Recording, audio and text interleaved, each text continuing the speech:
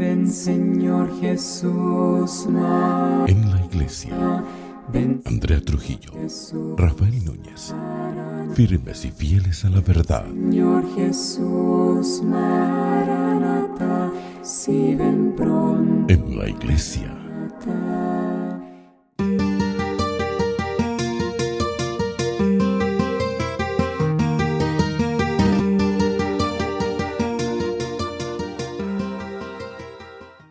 Esta es la parábola del ecónomo camaldulero, como hay que traducir más bien que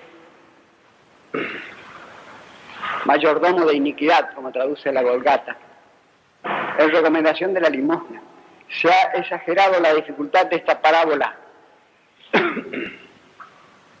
Tomás de Dío, cardenal cayetano, obispo de Gaeta, siglo XVI, comentador de Santo Tomás, dice que esta parábola es imposible de entender. Y sin embargo Jesucristo mismo declaró su sentido. Es un cuentito humorístico, pintoresco, en recomendación de la limosna, presentada no como obligación, sino como un buen negocio, o sea, una buena inversión. Por tanto, haceos amigos con el dinero inicuo, dice Jesucristo, o mejor dicho, con el ídolo inicuo, mammona iniquitatis. Lo que le daba en rostro a Tomás de Dío es que aquí Jesucristo aprobó y alabó a un ladrón. Dice él, pues tendría que probar que es un ladrón este administrador, lo cual el texto no lo da. Al contrario, a mi parecer da lo contrario. Pues esa palabra que aquí han traducido deshonesto, el patrón alabó a este administrador deshonestos, dice frónimos, el texto griego, que significa prudente, no deshonestos. A lo más significa sagaz o habilidoso, pero no significa deshonesto. Si el patrón hubiese sido robado, no hubiese alabado al administrador por su prudencia. Fue vivo, fue un avivado, que eso es lo que significa camaldulero en España.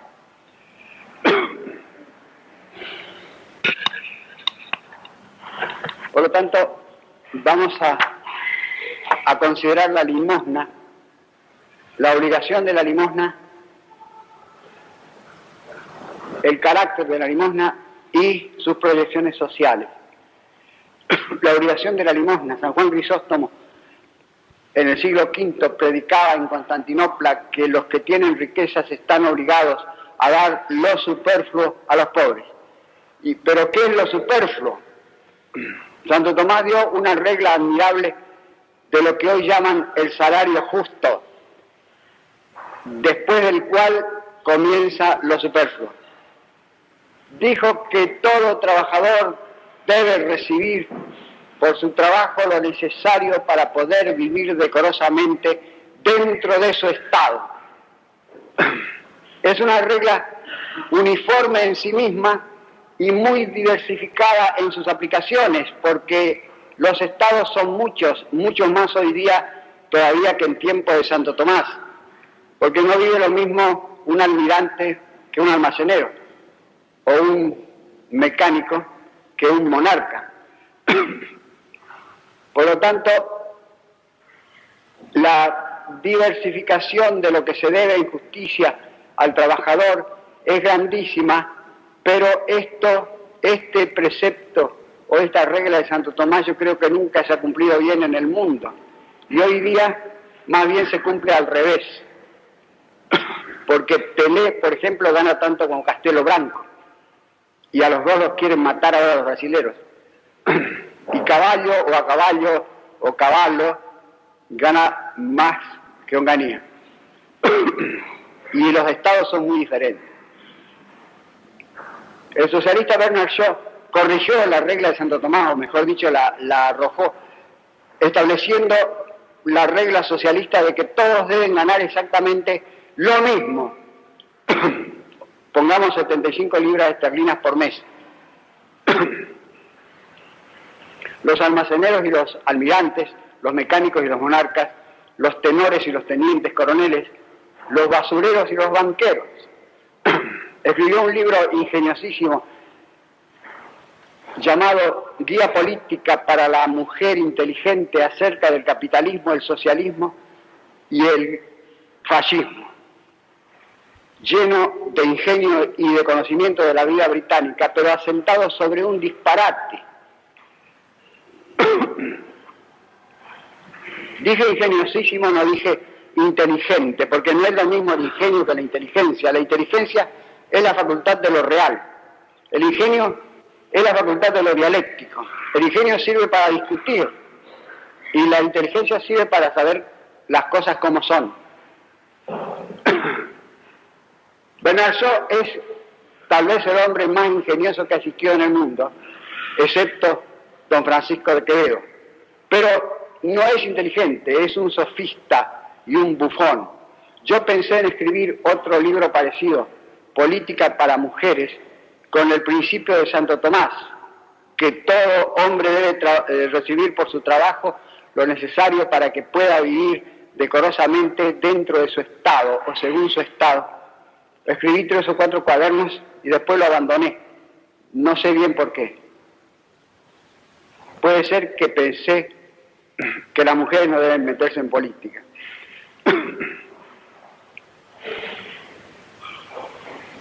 De manera que una vez que uno vive según su estado y ha proveído para el porvenir de sus hijos y tiene ahorros para una enfermedad o para una emergencia, cosa de la cual hoy día se encargan las compañías de seguros, está obligado a dar todo lo que le queda después de eso. Jesucristo no habló nunca de obligación, recomendó a la limosna de todas las maneras posibles, incluso presentándola como una buena inversión del dinero a cobrar en la otra vida. Pero no dijo nada como deber bajo pecado. Y Santo Tomás, por tanto, responde que si uno le niega la limosna a un pobre que le pide, no peca, a no ser en 3 casos. Primer caso, cuando se tratara de restitución, o sea, cuando son bienes mal habidos o robados, que se han recibido en herencia, por ejemplo, entonces el confesor le dirá tranquilamente que tiene obligación de restituir eso, y si no conoce ya al dueño verdadero de esos bienes, tiene que darlo a los pobres, tiene que darlos a los pobres. Lo malo es que Mazar Barnet y los Todres y el cachotero no se confiesan nunca. Segundo caso, cuando es un pariente, un allegado, un benefactor que está en gran necesidad, también hay obligación. Y tercero, cualquier mortal que uno tropiece y que se encuentre en mortal necesidad, como en la parábola del buen samaritano, entonces la obligación de amar al prójimo se concreta en una obligación de aquí mismo de auxiliar a este desdichado, aunque no sea pariente ni conocido ni de la misma nación ni de la misma raza.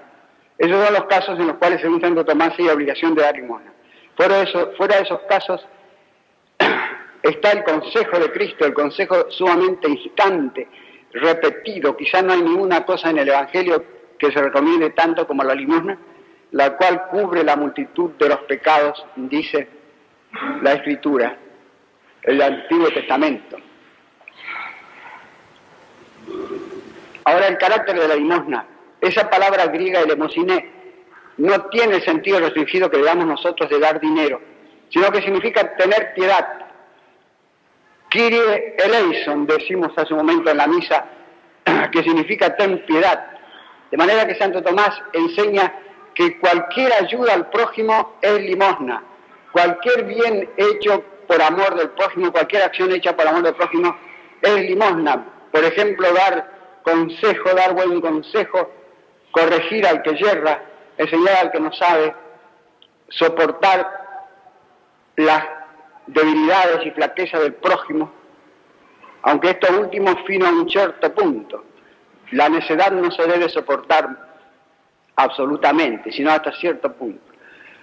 De modo que, según Santo Tomás, todos podemos hacer limosna, los ricos y los pobres, y esta limosna espiritual es más valiosa que la limosna temporal. Y también esas virtudes que los paganos ponderaban tanto, la munificencia y la magnificencia, son limosna, son caridad cristiana.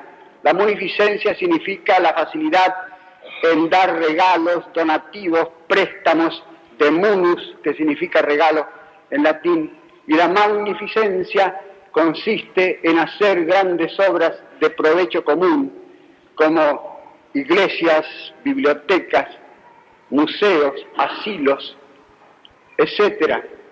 Con tal que no sean el Museo del Fútbol Argentino que estaban por hacer ahora, o la exposición de la filatelia, o la biblioteca José Ingenieros, que había proyectado Rabanal con 12 bibliotecarios. Hasta ahí no llega la caridad. Lo tercero son las proyecciones sociales de la caridad, de la limosna, entendida así. Simplemente suprimiría la cuestión social, la llamada cuestión social, o bien le quitaría todo su filo. Donoso Cortés escribe que en los grandes siglos cristianos la limosna, entendida así, como caridad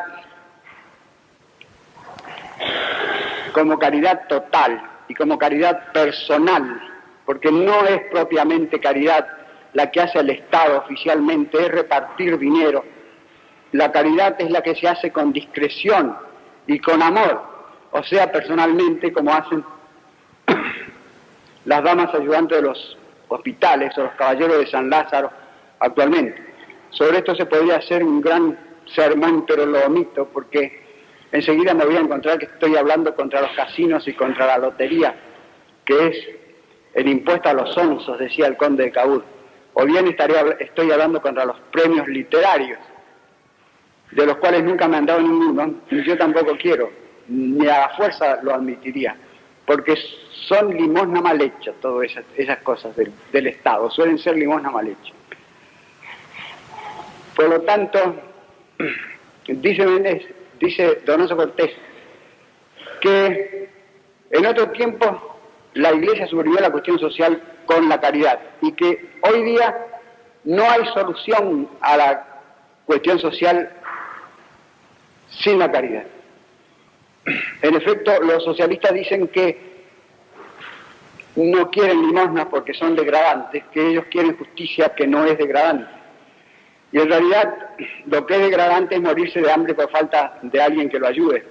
Es verdad, eso es lo verdaderamente degradante.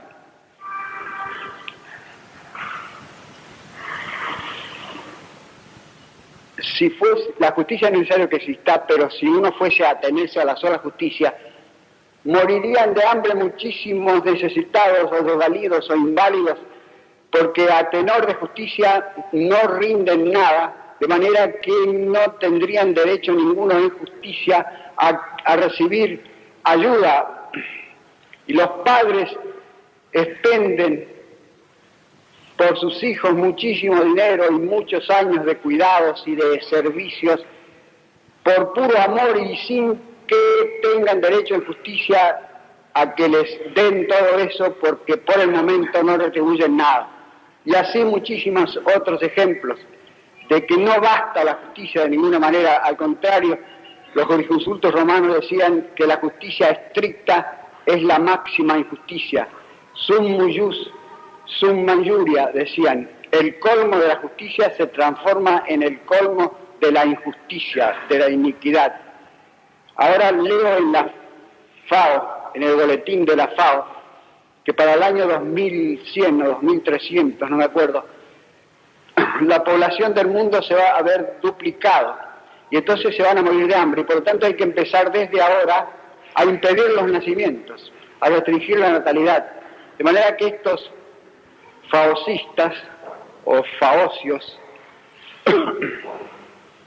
tienen piedad de una gente que no está presente todavía y a lo mejor nunca va a estar presente, porque no sabemos todavía ni siquiera si el mundo va a existir para el año 2300, y tienen impiedad hacia la gente de ahora.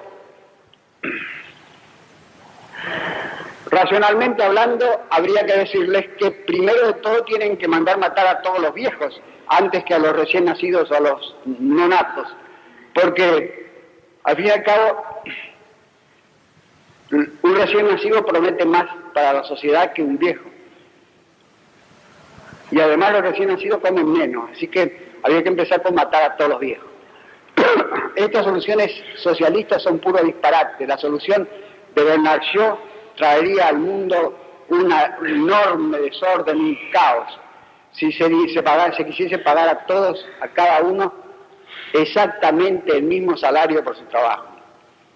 De manera que esto es lo que se me ocurre decir acerca de la limosna, de la cual hay otras 3 parábolas en el Evangelio.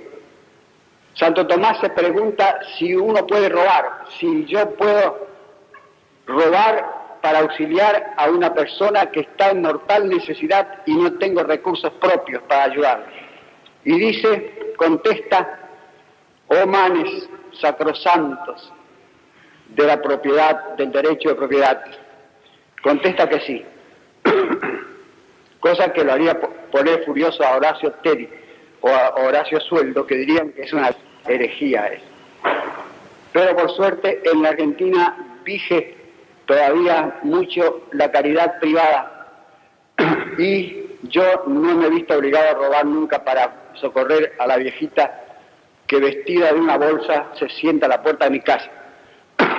Pero si algún día me decidiera a robar, entonces robaría a mis editores.